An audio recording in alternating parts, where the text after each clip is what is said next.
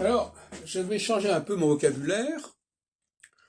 À partir de demain, au lieu de parler de période solsticiale, je parlerai de période solex. Et au lieu de parler des périodes équinoxiales, je parlerai de période exols. Pourquoi? Parce que, automatiquement, on va d'une période à l'autre. Donc, soit on va de la phase solsticiale vers la phase équinoxiale, soit on va de l'équinoxiale à la phase solsticiale. Donc, il vaut mieux employer les deux expressions en désignant à la fois le point de départ et le point d'arrivée.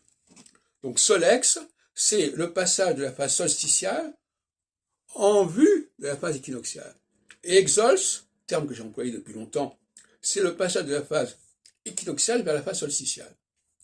Parce que parler de phase solsticiale sans préciser, ça n'a pas de sens puisqu'il y a un temps qui va s'écouler et ce temps va diriger vers la phase suivante.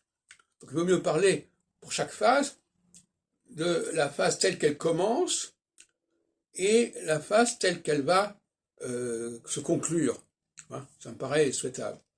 Donc, il faudrait vous familiariser avec cela.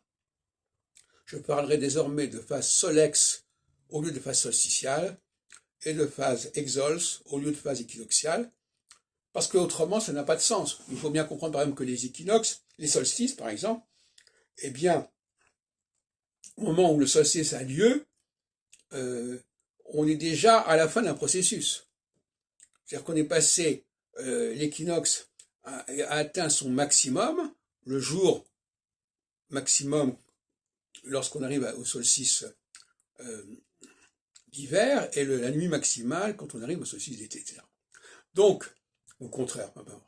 Et donc, il